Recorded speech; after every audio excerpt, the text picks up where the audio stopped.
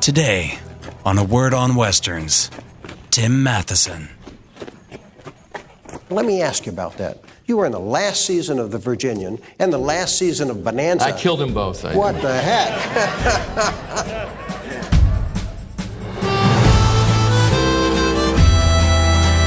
Welcome to A Word on Westerns, where we talk to the greatest Western creators of yesterday, today, and tomorrow.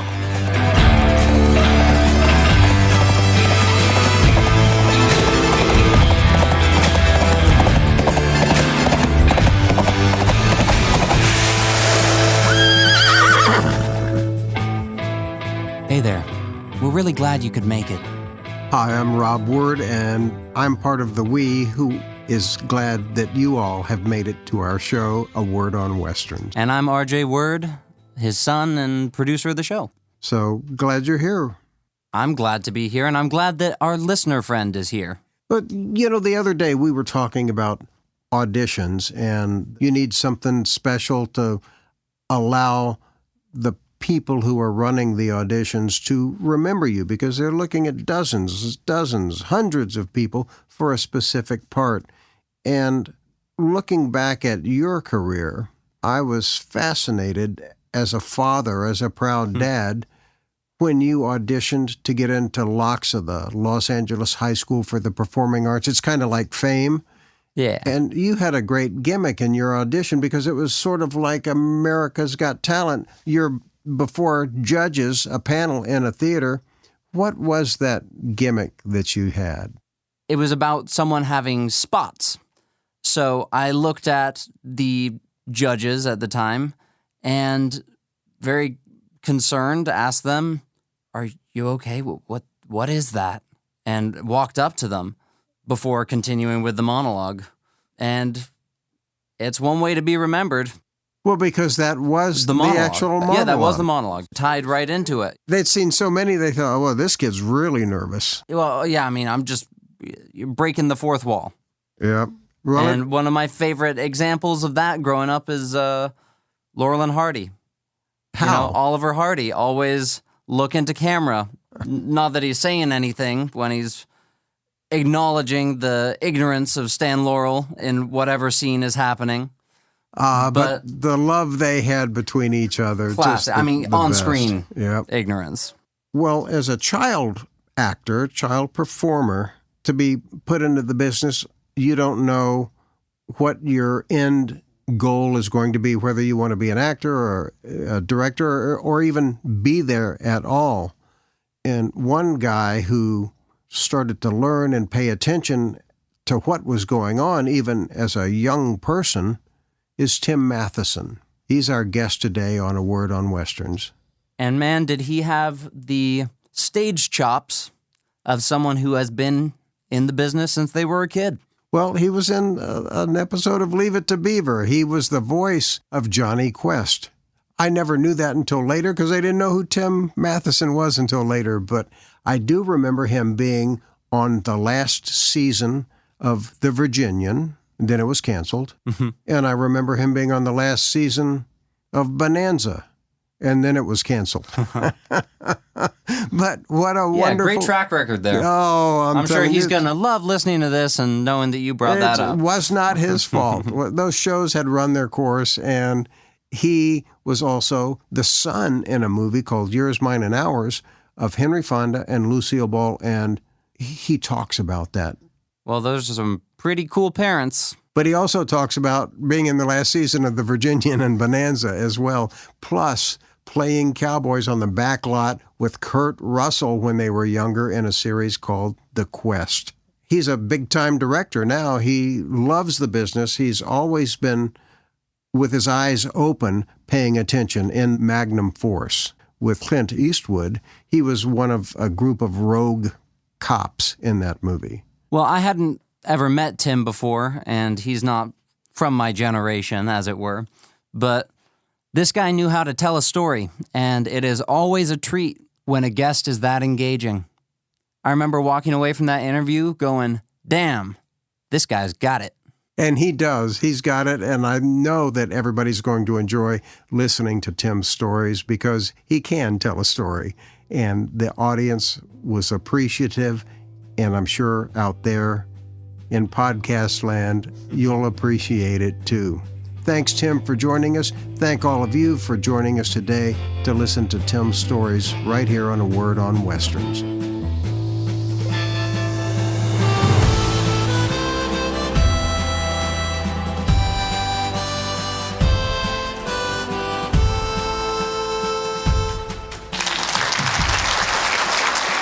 Hi, I'm Rob Word. Welcome to A Word on Westerns. Today, we are fortunate to have a multi-talented actor, director, producer join us today to talk about his Westerns.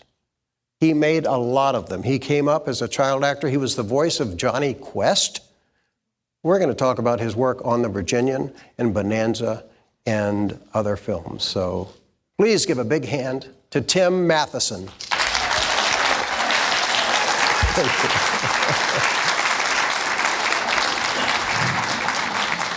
Thank you so much for having me here and for everybody coming out. And it's a pleasure and an honor for me to be here. I remember when I was a wannabe cowboy, and I guess I still am, but I saw you and Kurt Russell, I think it was on the Merv Griffin show. Oh, sure, yeah. And you guys came on dressed as your characters from the Quest. And I go, this is the coolest thing I've ever seen, and you guys were having so much fun. There was no better person to work with and who's done some great Westerns as well as Kurt Russell. And, you know, it was sort of at the beginning. I mean, I had done a lot of different shows at that point. The Virginian, Bonanza, I did 2 Western pilots at Universal, Lock, Stock, and Barrel, and then Hitched with Sally Fields. But Kurt was actually such a mentor, and he was like my younger brother, but in many ways an older brother, because he sort of taught me all the things that he had learned as a kid actor.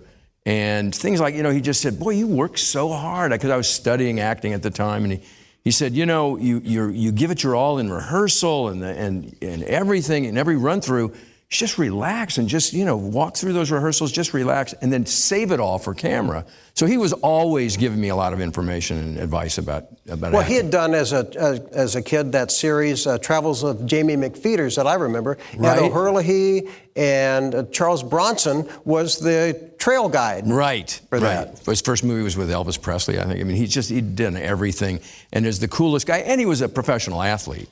So he was very cool about all the techniques and very free and willing to give it, you know, that information to me. And how did you get cast then for the Quest?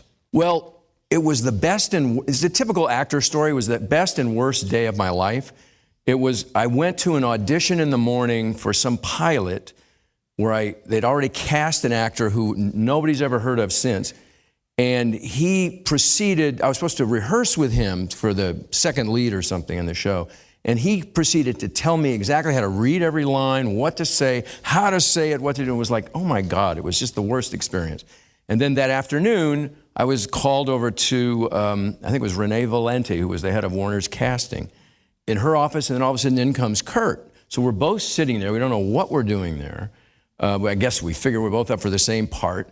And then we go inside, and she said, no, you know, David Gerber wants to have you guys star in a Western series for us. And it was like, okay. A couple of unemployed actors were going, okay, great. And so from auditioning for some terrible pilot and having a terrible experience in the morning to the afternoon, getting offered this great opportunity to do this show, especially with somebody as great as Kurt, it was a dream come true. Well, that was such an interesting concept for a series, borrowing something from The Searchers, where yeah. A brother and a sister kidnapped by Indians. The brother is Kurt.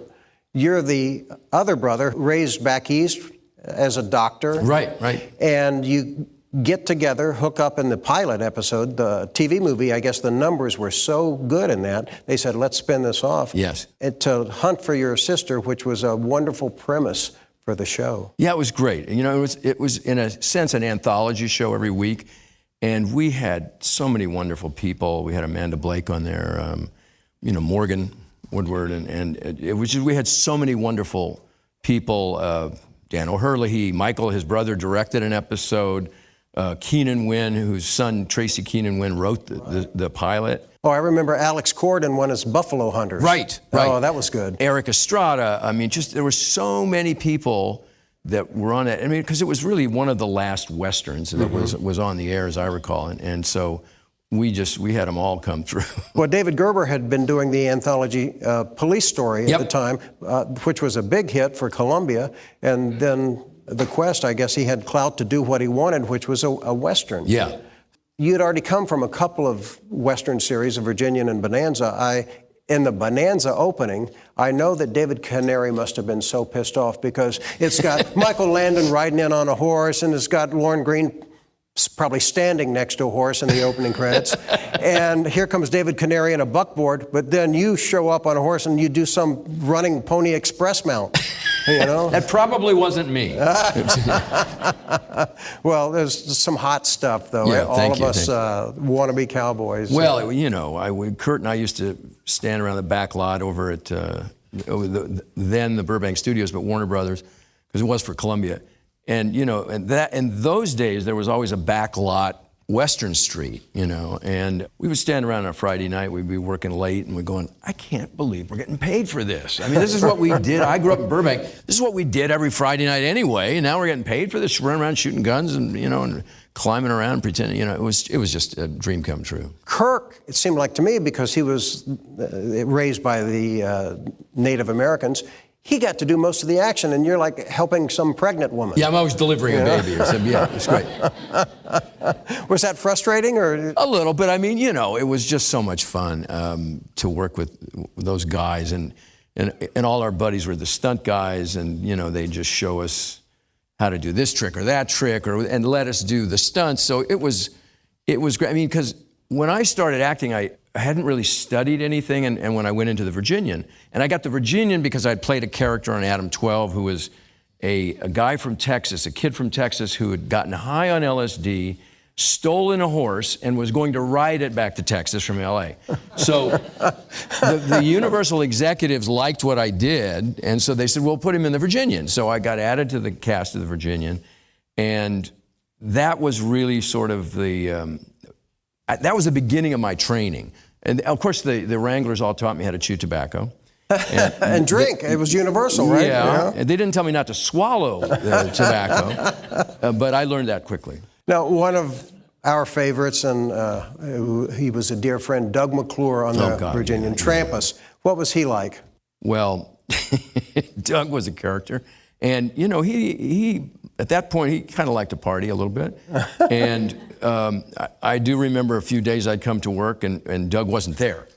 And but he just basically said one afternoon, he said that, you know, he was going to be busy that night. He said, let the kid play this part. You know, I was the kid, so he said, it wasn't a big episode for him. So he said, look, I'm not doing this. Let the kid play that part. Let the kid play this scene. And so he could have the next day off. Mm-hmm. So it worked out well for both of us, I think. Well, that was like making a movie, too, the Virginian, 90-minute show like 90 that. 90 minutes in 8 days, usually with just one camera. The trick with Westerns, as I think we all know, is that there was so much stock footage of riding into town. So you do a master shot with 2 or 3 cameras of riding left to right to left. You'd shoot it up in Northern California, shoot it up, you know, on some ranch somewhere in the neighborhood. And so you never had to reshoot that stuff. And we always wore the same clothes. So you'd have this bank of stock footage that you didn't have to reshoot. So basically we only had to do the dialogue scenes and the ranch scenes or the town scenes. So that was the only way you could do 90-minute show in 8 days. It was insane, but how fast they did it. Well, Jim Drury, so many great guys on that show. And again, because it was like a movie, they treated it, NBC, and promoted it like a feature. They always had big guest stars, and even the last season that you were in. In fact, let me ask you about that. You were in the last season of The Virginian and the last season of Bonanza. I killed them both. What the heck? I do remember the last day of Bonanza that Michael Landon came down to the set, and he wasn't even shooting that day as an actor. He came down the set and said, I just have some news for us, and I want you to, everybody know, because the cast and the crew was all very much like his family, and he was the father figure on the show. And with Lauren aside, but and he told everyone, he said, this is our last day of shooting for this show that's been on 14 years.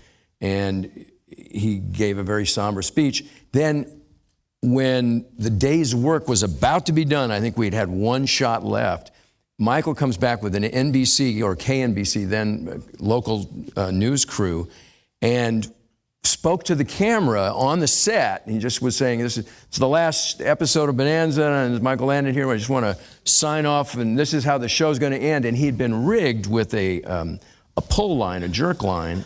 So somebody stepped up and fired a shotgun at him, and it just blew him back through the door, and that was the end. Michael was one of the most talented, funny, amazing, wonderful people that I've ever worked with. Because he was writing the show, he was directing the show, and he was acting in the show, and he was the mayor of that, of the show. And he took that crew with him to do Little House. Yeah, he was great and never missed a beat. I mean, he was just so sharp and couldn't have been sweeter, couldn't have been funnier, and more gracious. Working on all the different episodic shows that you did, you probably had an array of directors, some not so good, some very good. What made you decide to go into directing after seeing all these? Is like, I can do better than that? I think for me I was always fascinated and interested. I loved movies and I loved the making of movies. So I was always interested. I always hung out with the camera crew and was, figuring out what lens, why are they using this, why is the camera high, why is it low, and all that stuff. And I just remember I'd give what I felt was like a really good performance in a show or an episode or something. And then I'd watch it, and it was okay. My performance was fine, but the show itself didn't work, or it wasn't as effective as I thought it could be. And then I'd look at certain episodes, I thought, I wasn't so good, or I didn't do this. But it was a great episode. And I looked great. And I thought, it's all the director. I mean, it's that. So I just thought, well, I would like to facilitate for the actors and the writer the best possible environment and show by using the camera more effectively. So that's how I got drawn into it. And then I started studying and figuring out why you put the camera here, why you do that. And for me, it's all not to get too technical, it's just staging. It's how you stage a show, because then the camera falls into place. But staging comes from the writing. So it's really all about the writer. It's all about honoring the script, what's the intent of the author, and why are the characters in this situation, what do they want? I mean, that has always fascinated me. As you were studying the craft then to become a director, are there some of the classic directors who made Westerns like John Ford or Howard Hawks that you observed or studied? I think perhaps one of the best Western directors of all was Clint Eastwood. I did a Magnum Force, and I remember the first day getting on the set. I'd gone up early to San Francisco to ride along with the police department because we were all cops and bad cops. Bad cops. We were the bad cops. Me, David Soul, Bob Urich, and Kip Niven. And I'd gone up early to qualify at the range with a pistol because I had a sequence that I worked with a pistol. So I just want to get all that behind me and stuff. And first day on the set, I went up and introduced myself to Clint. And I wasn't, I knew, I watched, Rawhide, and I'd seen, his spaghetti westerns, his Spanish films, but his Italian films. But I wasn't sure what kind of actor he was, if he was like a real actor, if he was what. I was studying and thought I was really hot stuff. So I went up to him and I introduced myself. He said, "If you want to run lines, Clint, I'd be happy to, whatever you want to do." And he goes, No, I don't like to say the words too much. I think there's something special happens when you say the words for the first time on camera. And I just thought, wow. I mean, that was, and then when we shot the scene, he's the best listener I've ever acted opposite. I mean, he's right there. He's an incredibly good actor as well. Never gets credit for it, but I mean, he was exceptional. So you learn from people like that. And he was, as a director, and he wasn't really even directing the movie, but he was. And it was simple, and we did it, you do it right the first time. I think that was the other thing I learned from him. You never got take 7 or take 8. It would be like, do it right the first time, and we'll move on. But if you don't save it, don't warm up, don't rehearse it on film, just shoot it right and do it. And it's better in the earlier takes, is what he felt, you know. And it was a great lesson for me. And who was directing that film? Was that James Fargo or somebody like that? No, it was Ted Post? Ted Post, yes. All right. Ted Post, yeah. No, well, Ted had done some of the Rawhides with him too, sure. and had done Hang 'em High. And Hang 'em High. And so I think he was sort of a mentor to Clint. He sort of just let Clint take the reins, and you'd finish early every day with Clint, you know, and they'd pull up work from later in the week, and they'd do that too. So you'd have, it was just and he had a crew with him that was always with him, that worked much like Michael Landon, you know, just the best guys and gals around that were always with him. They adored him and loved him, and they were just the best in the business. I was always convinced that's why he did 2 pictures a year for Warner Brothers, because, you know, like Any Which Way But Loose. He started doing the comedies with the orangutan, so he could keep the crew together. You know, probably so he could just, you know, let them. We're going to do two movies a year. Just be aware of that, and you know, and keep them on payroll. That's smart. Yeah. Well, Warner's didn't want him to do the orangutan movies. Right. They go, oh, you know, what is this? You don't do comedies, Clint. Yeah, just do another Dirty Harry movie. Well, and then it turns out to be his biggest grosser up to that time, too. I know. He's amazing. He's still, you know, directing and He starring. certainly is, yeah. His last movie was great. He's still knocking them out of the park. Absolutely. You know, and still doing them fast like that and so efficient. Yeah. Well, you know, speaking of changing genres like that, out of the Westerns, and I have to talk about it, it's not a Western, it's actually one of my favorite films with you as Otter. Oh. In National Lampoon's Animal House. It's just like the greatest comedy, you know? Thank you. I didn't get to wear a hat, but I mean, you know. But I got to tell you, there were some of our Western buddies on that picture. There was Gary McClarty, who was our stunt coordinator, and I think it might have been Gary who rode the motorcycle for D-Day up the stairway. And Stevie Myers, I don't know if anybody knew Stevie Myers. Stevie Myers was a wrangler, this little firecracker of a woman about this tall. And she was always, Tim, oh, God damn it, Tim. Oh, gee, that's not the way you ride a horse. Jeez. And she was up there. She brought the horse up to Eugene, Oregon, that the dean, that they took into the dean's office and shot it. Yes, we remember that scene. Right? And and I got to ride in the Deathmobile with Bud Eakins, one of the all-time greatest stuntmen. And I just insisted on it. I said, if Bud Eakins is driving that there, and I asked him permission, he said, hey, I don't care. And I got inside the Deathmobile with him to drive the stunt. Because I just revered stuntmen, and so I just said, well, if Bud's doing this, I gotta be there and watch this. So it was a treat. Well, that film is still a treat, too, and it was so wild at the time, and Universal was surprised. They didn't know what they had, which is not unusual, I guess, but... what a surprise. It was a monster hit. Were you as loose as it seemed like, or what was John Landis like in terms of controlling the wildness that was going on? John Landis is a force of nature. You know, he's really smart about comedy and knows how to keep the energy up on the set. But we only had 5 weeks to shoot it. It was a week's rehearsal.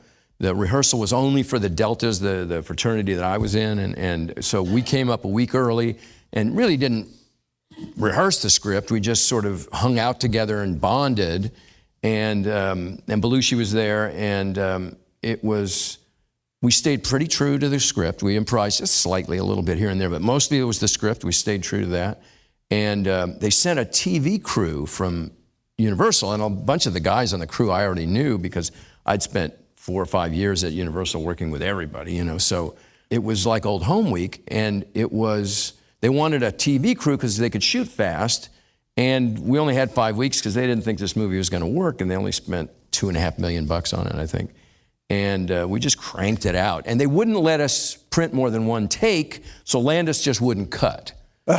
He just said, no, go get back, do it again, funnier, faster.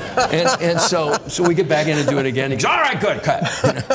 After the first reading, we had one read through of the script in somebody's hotel room, probably Landis's. And he said, when it was all over, he said, that was terrible. Everybody sucked except for one actor. And I'm not going to tell you who that was. I knew it wasn't me, so... Well, you know, growing up, too, as an actor, it's so wonderful to see success that continues to follow you as you reinvent yourself in different things. It's great. From the cowboy, actually before the cowboy, you were one of Beaver's buddies in Leave It to Beaver, Right. which was such a great show. And there, Jerry Mathers, Tony Dow, wonderful. I was involved with Still the Beaver. We did that we brought the whole cast back. Oh, how great. You know Jerry. I mean, he's the sweetest guy in the world. He's a great guy. Wonderful. Yeah. And we had a great time. And Ken Osmond's son, real son, looked just like him as Eddie Haskell, and he was screening those old shows to get the mannerisms down, that smarmy talk that he had, and it was just, it was nice. Brian Levant was the showrunner on that, and just loved the program. Good stuff. And you did like My Three Sons, and let me ask you about Yours, Mine, and Ours. You played Henry Fonda's son. Right. You know, it's a good movie. Yeah. Well, yeah, that was like my first, it was my second movie, but my really big break. I was 17 going on 18. The year before I had done Divorce American Style with Dick Van Dyke and Debbie Reynolds. And it was, I was just the kid in that, I didn't have much to do. So, but in Yours, Mine, and Ours, it was a much more sizable part. And I got a chance to work with Henry. You were the hot young kid in that. Right, yeah, in that sense. And Lucille Ball. And I must say, there was a master class in comedy with working with Lucy, because she was, she'd written the script, had her company write the script for her. And it was Madeline Pugh and Carol who had written her TV series. Right. And the radio series. She did My Favorite Husband before that. Right. And she was our first female executive in Hollywood. I think just before we started, she and Desi had sold Desilu Productions to Paramount for some huge amount of money, almost like $20 million then, which is probably like $500 million now. So she was, in addition to being one of the greatest comic actresses around, she was the first female executive in Hollywood. She ran the studio. She ran, they produced all those, the Dick Van Dyke Show. They produced all those comedies. And she was just remarkable, but she demanded that you be prepared, that you were off script. You just had to, whether you were 6 years old or 60 years old, didn't matter. And I remember one day we were rehearsing something, and it was a kitchen scene, and there was all this toast. The prop guy was down under the table, and the toast was popping up on a certain line, and she just looked at everybody and she said, "Always rehearse with your props." And it was like, okay, Lucy, all right. But it's a classic lesson for an actor. You can't be funny if you don't know what you're doing with your props. And you've got the toast had to be there on the exact word that she wanted it to be there, or she missed the joke. So it was, she was lovely. She was really lovely, and she took a great interest in me and my career and counseled me from time to time. And I did an episode of the Lucy Show with her and Lucy Arnaz, and yeah, she was great. And Henry Fonda's not really known for his comedy. What was he like? Henry was the coolest, calmest guy in the world. Lucy would get all excited and say, "Come on, Henry, come on." And he'd go, "Okay, Lucy, it's okay, it's gonna be fine." And he actually, I think he was quitting smoking at the time, so he was doing like needlepoint or something like Rosie Greer and these guys in Hollywood were doing, I guess it was probably because they quit smoking, but he was just sitting on the set. And the great thing about, I think, the old stars is they never left the set. Nobody went back to their trailer, nobody went back to their dressing room, and Henry was literally always sitting around the set. So he would just sit there doing his needlepoint, and when it came time for us to do a scene, he'd get up. And I remember the first day we shot, there was some scene. We knew what Lucy's character was like because it was written for Lucy, but Henry's part wasn't necessarily written for Henry. It was the husband, but it was, it was him or Van Johnson or whoever, and they were lucky enough to get Henry. And he got up, walked to the door, and he had a big speech that he gave his family, us, the 7 or 8 kids. And I just said, I wouldn't know how to play this scene if I was an adult. And he got up, and he was just Henry Fonda. And he just stood at the door, and he just looked us in the eye, and he just told us the truth. And it was a great lesson for me as an actor. Just, you're enough. Do it just who you are. Just be yourself. tell them the truth, and he was phenomenal. Another comedy you did, too, which everybody says it's funnier than the first, is the sequel to the Apple Dumpling Gang. Oh, yeah. Tim Conway, Don Knotts, how do you top that? Tim Conway was always breaking Don Knotts up. Don Knotts couldn't keep a straight face with Tim Conway around. And it was Tim Conway's goal to destroy the scene by breaking Don up. And so, but to work with guys like that, to work with that kind of talented actor was just a treat. And I actually got to direct Don in one of the last things he did, an episode of Las Vegas. That was a show that Jimmy Caan did. And I got to work with Don again. And what kind of role did he play in that show? He played Don Knotts. Okay. Actually, he learned from Henry Fonda. Yeah, he just played Don Knotts. And he came, and one of the characters went to his house, and we begged him to bring all 7 of his Emmys. I think he had 7 Emmys. So we had them all, he came to the door and opened the door, and there were 7 Emmys sitting on a table. And it was like, oh my God. Tim, I've enjoyed your work for a long time. I'm so glad you were able to join us today. What a pleasure. Thank you, Rob, for that. You've been kind to come and join us today. Thank you, Tim. My pleasure. Thank you very much. Thank you very much. So how was that? That was great. Okay. I told you it'd be easy.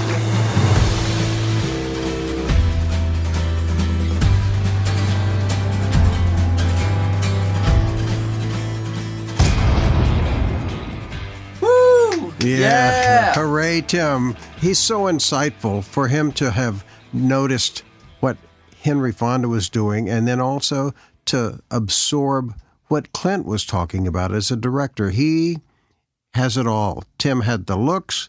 He's got the shows. Of course, a couple were canceled. Not his fault again.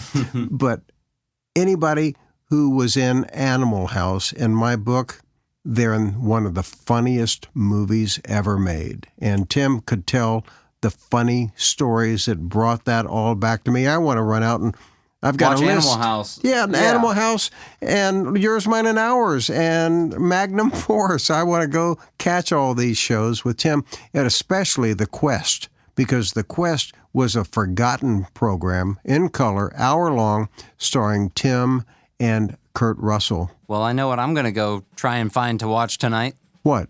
The Quest. All right, good for you. That's my boy. Thanks for joining us. We'll see you next time. And happy trails. Happy trails to you. If you enjoy what we do here, please take a moment to follow our show and share these interviews with your friends. You can also find A Word on Westerns on Patreon, Facebook, and YouTube. Thank you, and see you next week on A Word on Westerns.